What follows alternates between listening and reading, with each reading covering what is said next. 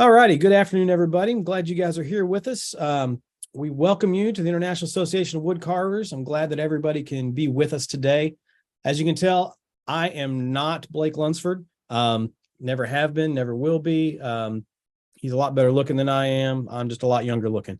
Anyway, just going to get going here today with some announcements. We do have a great presenter coming up for us with Mr. Dave Stetson working for us today and doing some things. But before we get started with that, I'm going to give you guys some upcoming workshops that are going on. The next upcoming workshop we have is coming up is going to be carving a horse bust with Janet Cordell, excuse me. Golly, I can't even read. Janet's going to be starting that in January. So if you haven't got a chance to sign up for that, go ahead and give her an email and sign up for that. Wood carve cute and quirky busts, pretty females with character. Mr. Ryan Olson's going to be doing that in January as well. So if you have interest in taking that class, go ahead and shoot him an email, and he will give an email back to you and chat with you and let you know what you need for that class. Wood carving the elderly couple is the last one that I've got on here, and that's with Mr. Dave Stetson, our presenter for today, and that's going to be at the end of January. So if you're interested in doing any of those classes, reach out to each of those teachers, and you can also find all that on Wood Carving Academy, and you can see what's going on there. Our upcoming presenters we have coming in the next couple of weeks. Of course, next week is we're going to take off for Thanksgiving. So I hope that everybody gets a good day and good turkey and all that, and get their bellies full and hang out with family and just have a good time. But we're not going to meet next Saturday. I think Blake wants to go shopping or something like that, or maybe Rachel's making Blake shop. I'm not sure. But anyway, after that, on December 2nd, we're going to have Timmy Yusuf. He's going to come and present for us. On the 9th of December, our very own Blake Lunsford's actually going to come, and he's going to present for us. On the 16th, we're just talking about Ryan Olson a second ago with the class that's coming up. Well, Ryan's going to present with us on December 16th. And then we're going to take a break for a couple weeks for Christmas, holiday time, so everybody can get Christmas and New Year's in. And then we're going to start back strong on January 6th with Dr. Doolittle, Morgan's Wood Carvings. And then after that, on the 13th, we're going to have Lagan Lippert, and that's with Halfling Carvings, going to be here with us.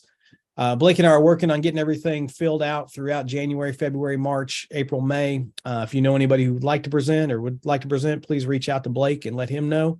And we can get all that going on with that for the presentations for our Saturdays. With that being said, after saying all that, did I get it right, Bob? Having said all that, I guess what I'm supposed to say. I'm going to turn it over for a minute to Mr. Stetson, and I'm going to let him give us our words of wisdom for the day. So, Dave's words of wisdom, if you don't mind, I'll turn it over to you and let you give the word of wisdom.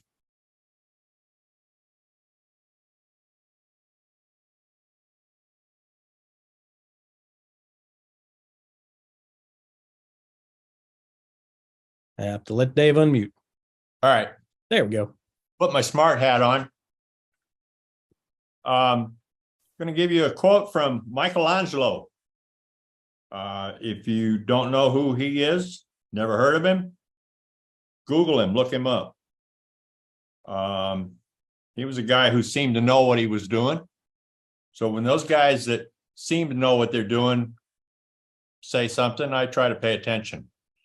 At one point, he said, or it's attributed to him, that a man creates with his brains, not with his hands. Something that I think all of us could take note of. That's it. Sweet and simple. Perfect, Dave. Thank you so much, man. I'm going to give you guys a little video here from Blake. He's going to talk about our knife auction going on today and just chat with you guys for just a second. So bear with me and let me get that video up, and we will get that shared out to you, and you can hear from Blake.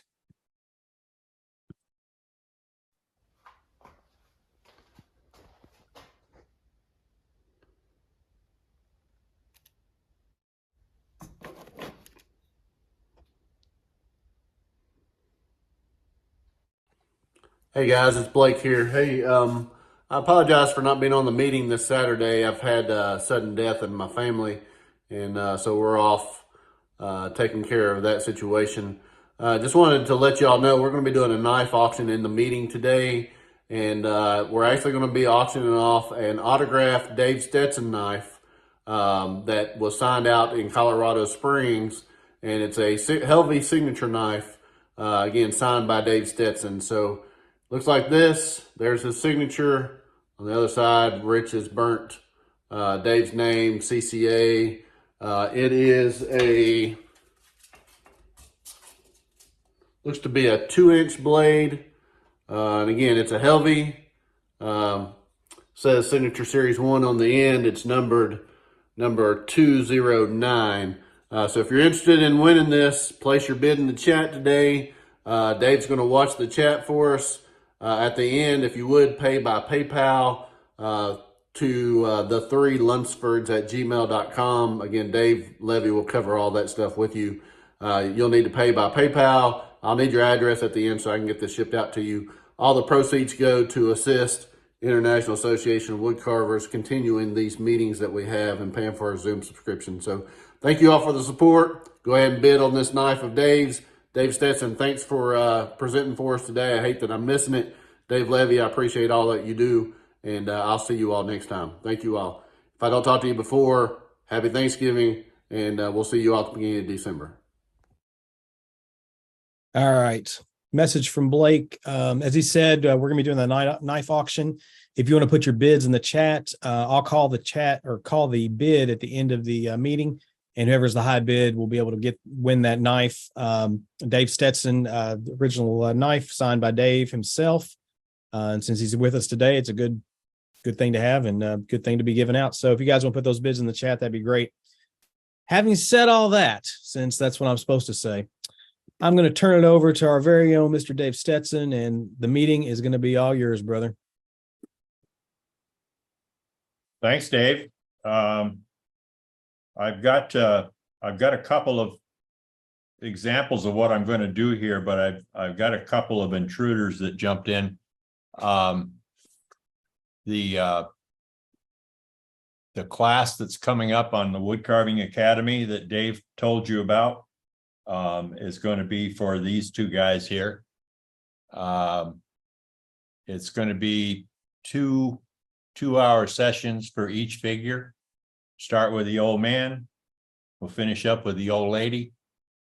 If you're interested in this class and you want to be a part of it, send me an email and I will put together a synopsis of the class and cost and all pertinent information that you need to know. That's my shameless promotion. Now we'll get on with what we're going to be working on here. This little guy showed up in a copy of Wood Carving Illustrated back in 19 something. I think it was issue 53. I can't remember exactly, but it was a holiday issue. And they were after me to do an example or a project holiday theme that would be a simple carve for beginning carvers. And this is what I came up with. If I go back a few years into the 80s when I first started teaching, I had a lot of students who had trouble with eyes, trouble with ears. So I started making figures that had a hat pulled down to the nose. That way they didn't have to worry about carving eyes. So this was a takeoff from that theme. So if you ever wondered where all the little figures come from that don't have eyes, that just have a hat pulled down to the nose, this is kind of where they started. So building on that, I came up with this pattern, this idea, and this was about the same time that I became aware of Fibonacci and the Fibonacci principle, and how it applied to daily life, to growth, to things that our brain finds to be important. So it was a feeble attempt at using Fibonacci's number system there. I'll figure this out in a minute. Bear with me. Anyway, it was it's like 1 and 1 is 2, 2 and 1 is 3, and 3 and 2 is 5, and 5 and 3 is 8, and that, that sequence just keeps growing that way, and it's the way things in nature grow. So I was trying to work this out in a way where I could lay all that out and figure out what was going on. So if you take the height of this figure, which is 4 inches about and 1 inch wide, if you break that down in 1/4 inch increments, which is what graph paper is broken out into, you get the 1, and 1 is 2, but I go from 1 to skip 2 and go to 3, and then I've got 5, and then I've got, the next would be 8, but I've cut it down to 7. So it's kind of squeezing in the Fibonacci principle, but it gives it a proportional value that is appealing to the eye. And I have to feel like it worked because it's been stolen by so many people over the years. So there's something about it that's appealing. That's kind of where I'm going to leave it. But I've got a pattern here. Blake has posted it. I cut it out in a piece of plastic that I can use as a template. And this is for a 1 inch stick. So if I have a 1 inch stick, I can lay this pattern on there and draw it out. Now I've already done that. And took it to the bandsaw and I made some stop cuts, just touching the wood to the bandsaw so that I could keep things squared up, because the left side and right side are matching. I also took a block and I cut it out instead of just putting little stop cuts in. It doesn't take that long with a knife to make these cuts. They go really quick and they go really easy, assuming you have a decent piece of wood and a sharp knife. I've never cut one of these from a decent piece of wood. I've always used scrap wood for them. Only time the wood is decent is if it's scrap that's left over from something else that I've cut out. But this is the toughest cut on the whole block, is cutting this angle across here.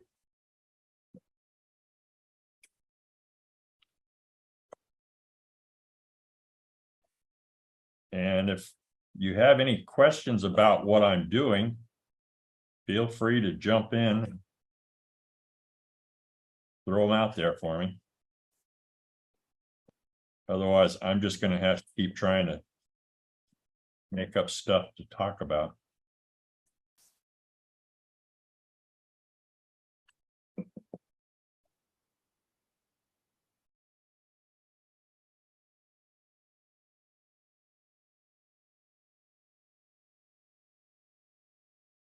So Dave, I know you've talking about the Fibonacci principles there. What other, I know you have had Riley method and a couple other things that you've been studying on. What is your favorite go-to method you like to use? Oh, that Riley method that you're talking about, that's primarily for faces. Different art instructors over the years, that guys that are legitimate instructors at universities or art schools, if they have a method that they've used over the years that worked for them, then that method got attributed to them and it kind of became named after them. Andrew Loomis was probably the first one that had a drawing method named after him for techniques that he used and incorporated. And then after Loomis came Riley, who did a lot of the same things that Andrew Loomis did, but he took it to the next level. Man, that's something that's been going on historically forever. I'm just going to knock some corners off of this.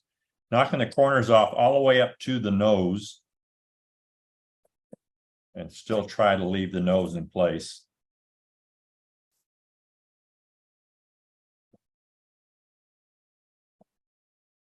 I'm going to flop this hat over, or the robe, or whatever it is. I was thinking about this the other day, and I was trying to figure out what some of these things on this figure might be called. And I don't have a clue. But this, the band above the nose, this part of the hat up here, it's kind of folded over. I don't know what that is or what you would call it. And I don't even know why I put it on there. So it's been puzzling me. If anybody has an idea what that is, if you could let me know, I would sleep better, not having to figure it out.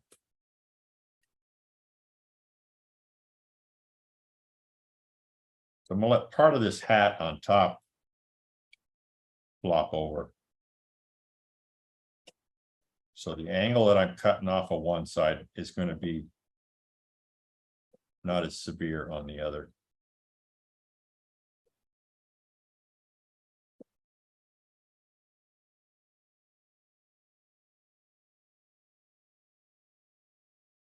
So this guy, in many respects, kind of lends himself to Johnny O and the flat plane style that he likes to work with.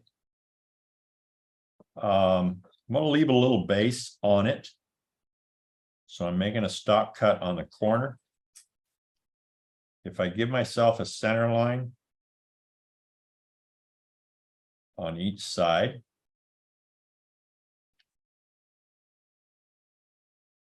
and then I break that center line into quarters.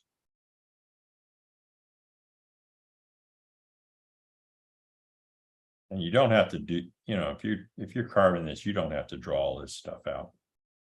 It's just dumb stuff that goes through my head when I'm trying to design something. So if I carve from this quarter back to this quarter, it's going to leave me an 8-sided figure with all sides equal. So if I come in here and I just remove wood until I get to that line,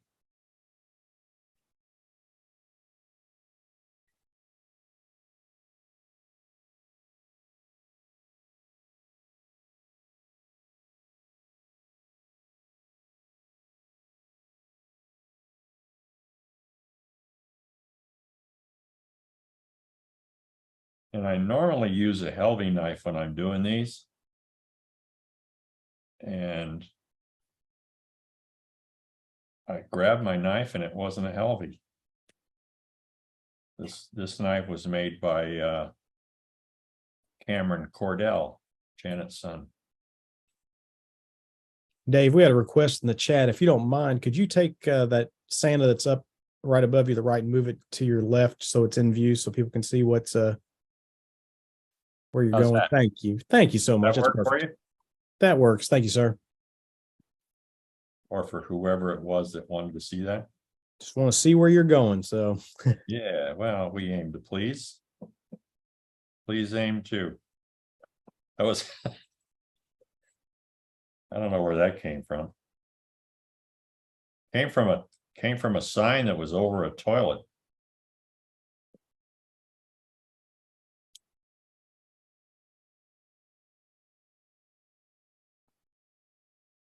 That's just where my my brain resides most of the time in the toilet. Hey, Dave, Yes, according to Google, this the is gonna white be part, Tommy. yeah, according to Google, the hat on the center hat, that's called a cuff on the white part. It's a cuff, Cuff is what they say. even on a hat, huh? Yeah. Oh, okay. Yeah, So the only thing I could think of that kind of comes close to it would be on the habit that a nun would wear. Mhm. Remember Sally Field, the flying nun? Yep, I think her habit had something like that. it did. So I don't know if this is more of a nun than a, I don't know. I just really don't. Well, I just wanted you to be able to sleep tonight. So Thank you. That is You're going to help me a lot. A cuff. I will remember that. You can, next time you see me, you can ask me. You remember what that part was on the hat? That's not even a hat. We'll try to remember it. And we'll just mark in where that's at. And we'll attempt to keep it symmetrical. And I'm leaving the hands here. I've kind of got them blocked in.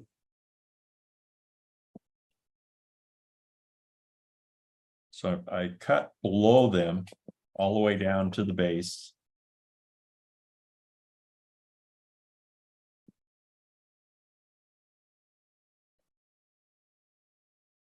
Got some tweaky wood in this part.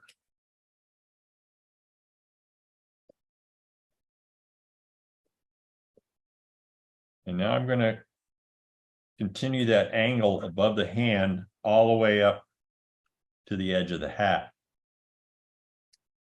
Knocking this corner off at about a 45.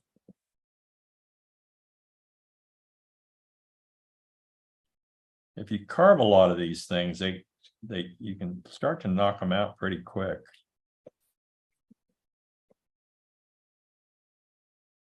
Hey, Dave, Yes.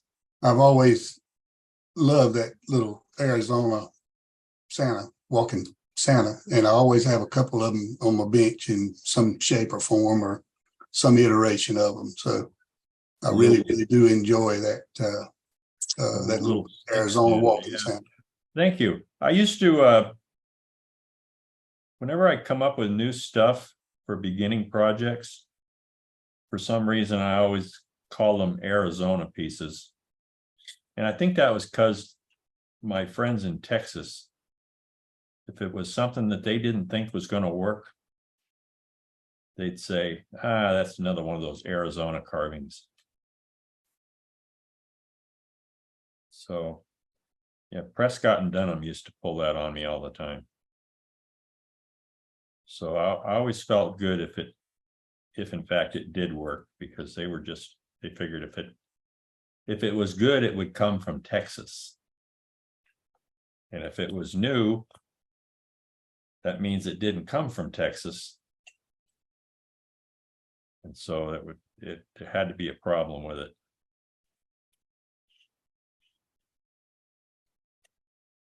I don't know if we have any Texans on here today, but likely we do.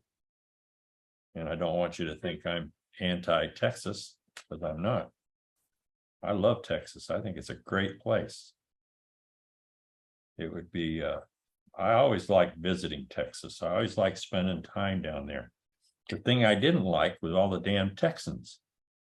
So if you get rid of the Texans, Texas would be a really nice place.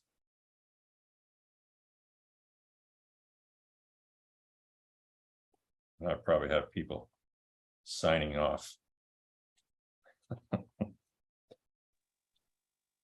I've heard people say that about people from New York. See, I have relatives in New York. I grew up in Vermont, not too far away. Vermont was the northern playground for the New Yorkers.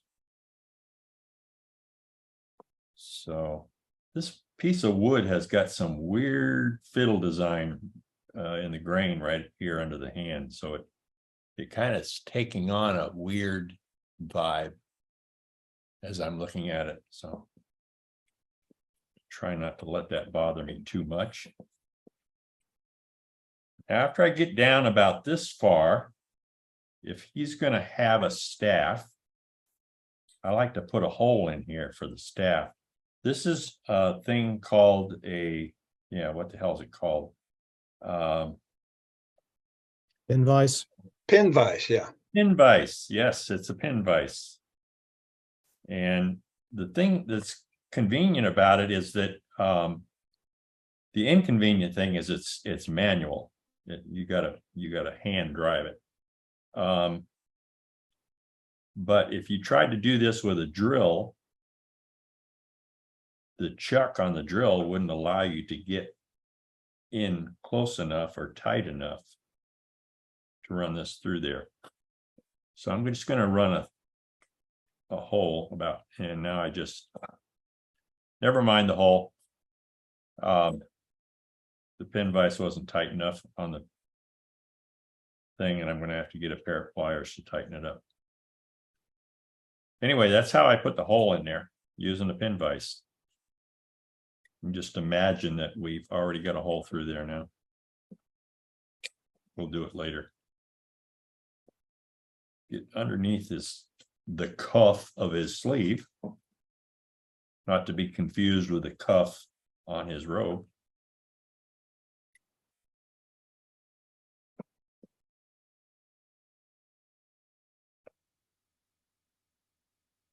And as with everything, everybody knows that Dave is a professional, so no glove, no thumb guard. Highly recommend safety in all we do. So thank you guys for. Well, I do this. I do this for entertainment purposes only. It's not a NASCAR race, Dave. So I do have Band-Aids close at hand.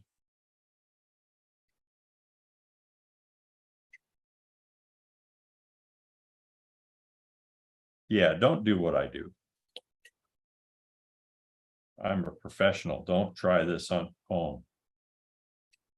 I just had somebody in the chat that was concerned for your safety, Dave. They just love you that much, man. Well, thank you. I appreciate that. I really do. I have never claimed to be a person of intelligence.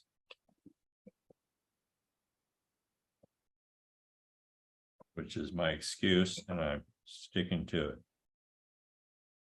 So now that I've got this angle on the face right here, and I make a stop cut at the edge of the cuff, thank you, Tommy, I can follow that angle right there, and now I get a nice plane from the nose to the mustache to the side of the head. I just love it when things all tie together like that. Now we got the shoulders here. So I want to set the shoulders. Top of the shoulder, I should say.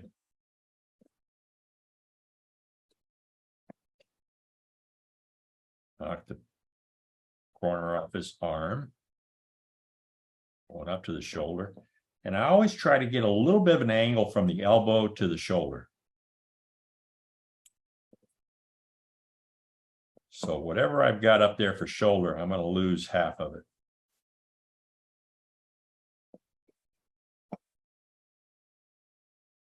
I can come inside the elbow.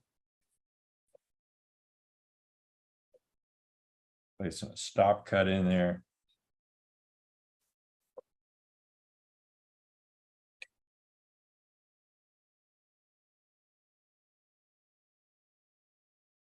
You guys do remember we do have the knife auction going on in the chat.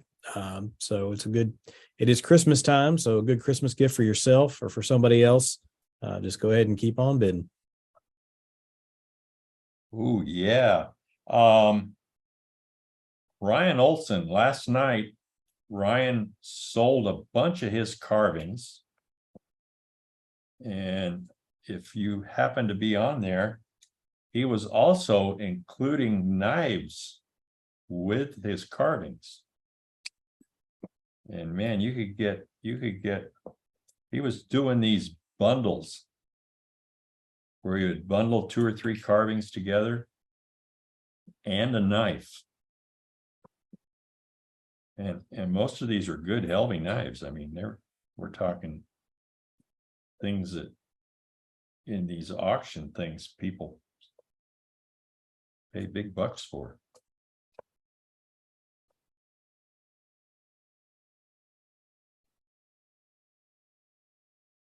All right, so he's starting to kind of shape up a little bit here. We got a beard, comes down. If you see one of these with the hands together, it's not mine. Because if the hands are held together, you wouldn't be able to put a nice long beard on him.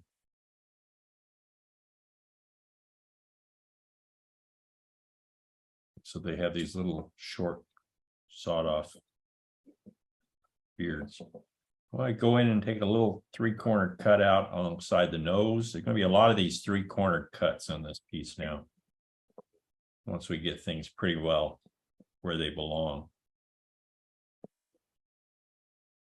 So we got that little 3-cornered cut on either side of the nose. There was one inside the elbow here. We're going to do a few more, one up here between the hat and the shoulder. This one right up here will help set the shoulder. And another one down here to set the lower part of the shoulder and separate it from the mustache and the beard. So all these little 3-cornered cuts really create the depth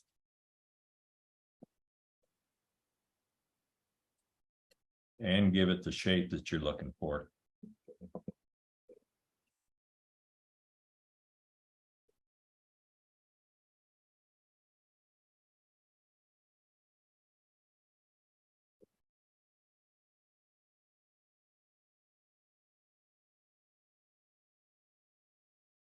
And we're going to put one right up here, in the corner of his mouth, to set his mustache. And I like to set this one at a bit of an angle, because I think anytime you can break it up and create some asymmetry, I think you create interest and improve the look.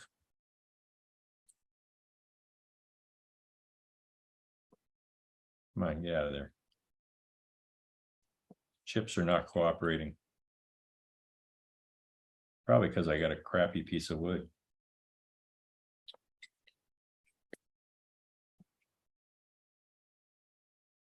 Put a nice angle on the beard. We're starting out under the mustache here. Didn't get enough of an angle on this mustache, so I'm going to knock some of it off here. And then we'll set the bottom of his beard down here. You can make them as long as you want.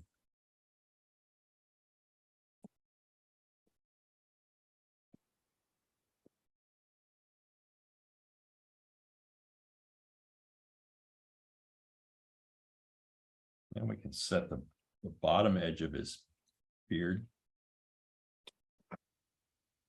We can set some directional flow. These are just V cuts with a knife. You can let the mustache flow.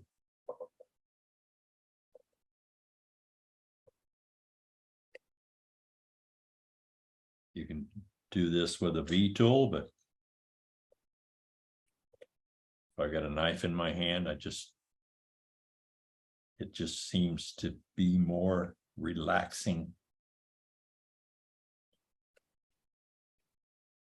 to not have to put your tools down and pick up other tools.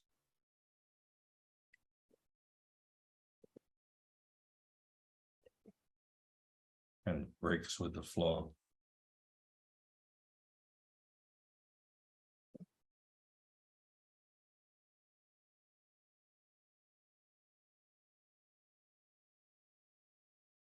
And with this guy, you could put his, if he's holding a staff, you could put it in either hand.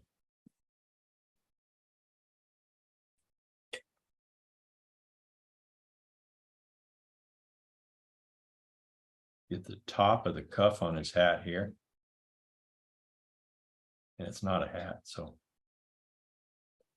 I don't know why I call it that.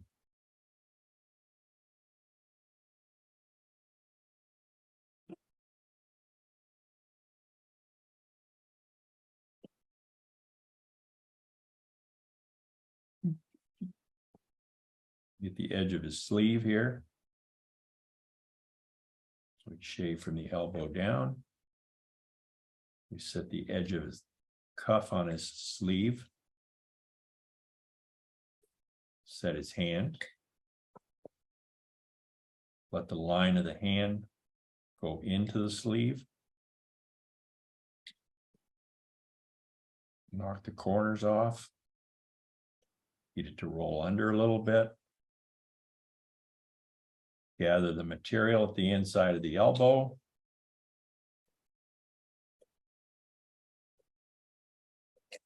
So the important thing to remember about this is positive form inside the elbow. It's the material gathered up. So a lot of times people try to cut in, and you cut on either side to let it roll up.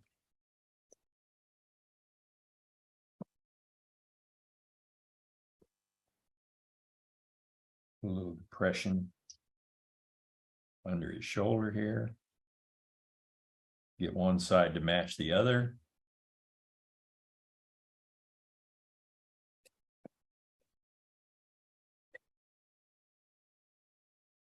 Flip the cuff on this sleeve. Get the hand set.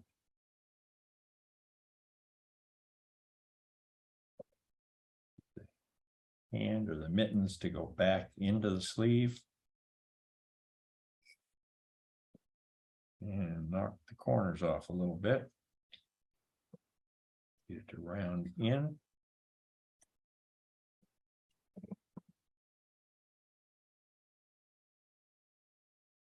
Y'all being really quiet.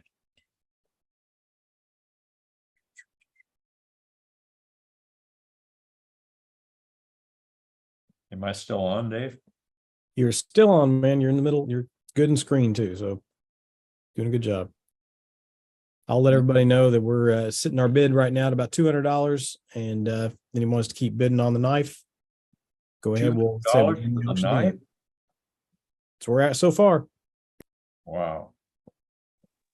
These would be good little carvings to make for like a church or synagogue, not a synagogue, but a church craft fair too, to sell. You could put a Star of David on him. Santa Claus, I don't know, really play well at the synagogue. So well, he doesn't, he doesn't have to be, quote, Santa Claus. Yeah. He could be Just a priest. Chris Kringle, or he could be gosh, what's a good Jewish name? Help me out. Goldenstein. Yeah. David's a good Jewish name. Yeah. Gabe Kaplan was Jewish. You could paint him blue and put a star on him and hand him out as Star David. You can decorate him any way you want. I've got where'd he go? Here he is. I was just saying it's a quick carve to do for like a craft fair or something like that. No, it really is. Yeah. This one has trees on him. A couple of trees just kind of drawn on with a pen. And then they get painted in green. And so on top of his staff, I did a little tree up there on top. And they don't have to be all one piece. You can do the staff and do the tree separate and put a little hole in him using the same pin vise you use to drill the hand. Stick Just the do a tree little on top. top and, you can Oh, make I it. mean, that's just one. I mean, he could have candy canes, he could have I don't know. He could have a Star of David. A little lantern, Star of David, No. you could make it anything could so be- that He could be everyone, holding that staff that Indiana Jones used when he dropped down into that snake pit. pit full of snakes. Yeah. Remember? And he had that thing that he stuck on top of the staff that was it burned the hand of that one guy. It was a torch of rags, I think, so it might be difficult to replicate, but Yeah. So, but I mean, you could use your imagination, use your creative spirit to come up with something different. I mean, I'm just saying it's a quick carve you could do for like any type of little craft fair and like line them all up and make them anything you want. That's right. And you can do them different colors. They don't have to be red. I do them in blue. I do them in green. I've done them in, I don't know, pretty much But blue. Green, and it's brown. name. There you go, customized. Yeah, absolutely. Right at the craft fair. So there you go. Who's this speaking? It's Paula as usual, just yabbering, trying to fill time. No, thank you, Paula. I appreciate that help. Everybody appreciates that. Because see, you're just saying what they're thinking. They just didn't figure out how to unmute themselves.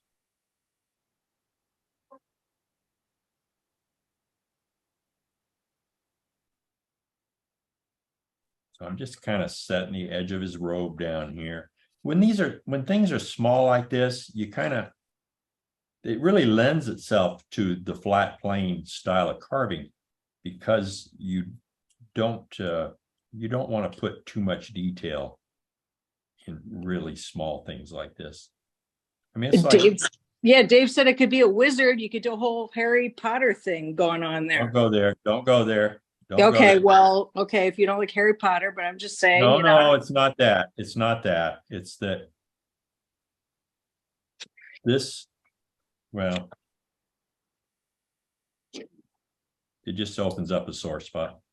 Okay, well, I'm just saying it could be multi-dimensional.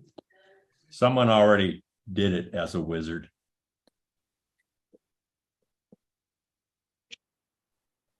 And took full credit for it. It wasn't exact. It made a change. But it was a project in Wood Carving Illustrated. So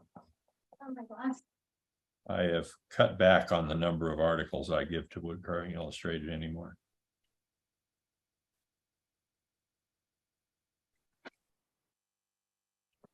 There was just a recent thing about a really good Santa carver, Dave Francis, a gentleman I've never met, but I know him through social media. And he does snow cottage carvings. And he's making a living at carving Santas. And Wood Carving Illustrated has a competition going on right now. And someone has entered the competition with some of Dave's designs. Here, let's look upstairs. When you design something and you create something, I mean, I kind of indicated some of what goes through the brain when you're trying to create something like this, and some of the ideas, and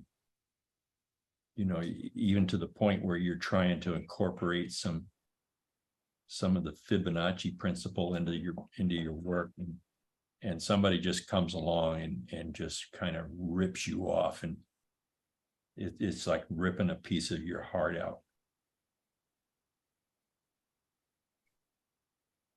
And Dave is going through that right now. Somebody entered a piece into the competition that is obviously one of Dave's designs. So there he is. That's pretty much it. Go back to the bandsaw and cut him off. But before I do that, you notice I've intentionally made this long enough that I had something to hold on to while I was carving this end. That then now becomes the handle to carve one on the other end. So we start all over again. But we're not going to put you through that. All right, Dave gets this posted on YouTube, I guess. Or Blake, whichever one does it. I don't know which one of you guys is the. I edit it and then Blake puts it up. So we'll yeah. We're on a poster. See what teamwork these guys just. It's down to a science now, Dave. Boy, it is. It is. All right, guys, we're just going to take a couple more minutes on getting the bids going on. Dave's been carving a little bit, and I've left it on him for a second. Yeah, but Dave's done. So Dave's done. So I'll click over to myself here. We'll leave it open just a minute. Going to just give some announcements. If I can make sure I get the spotlight in the right spots. There we go. Just to go back again, guys, our next upcoming meeting will be December 2nd with Tim and Yusuf. Just remember, we are taking off next Saturday so we can have our Thanksgiving celebrations. Everybody can spend time with their families and have a good time with them. I know we're in the thralls of getting everything planned and prepared, and meals, menus, all that kind of stuff going on, turkeys being thawed. So hopefully you guys are all getting all that stuff done too. Because that's just, part of the fun of the season. I hope you guys get to spend a lot of good time with family as well. I'm going to give the auction about 30 more seconds, and then I'll go ahead and call it. Remember, if you are the one that ends up winning the knife, to stay on afterwards. I'll have to get some information from you, payment and all that kind of stuff too. So we'll just do that. And I will call the auction now. We're going to call it for, looks like Orrin Hubbard is our winner with $250 on that. So Orrin, stay on afterwards and we will get everything taken care of there. For everybody else, thank you guys so much for being here with us today. Hope you enjoyed the presentation that Dave gave for us. And I hope that we all have a good Thanksgiving with our family. Or families, excuse me. And on behalf of the International Association of Woodcarvers, Blake and I do really appreciate you guys being here and participating each Saturday. Remember that all the videos are out on YouTube. So if you want to go see that, just go to YouTube, search International Association of Woodcarvers, and you can see all the videos. This video will be posted probably tomorrow or Monday, just depending on when we can get everything situated around. And Blake finishes up with what he's doing today, and then I'll get the video and get it all edited for us, and we'll get everything taken care of. On behalf of the International Association of Woodcarvers, I just want to thank you guys so much for being here again, and y'all have a wonderful day. Thank you very much. And Orrin, don't forget to stay on afterwards. Appreciate it. Y'all have a good day.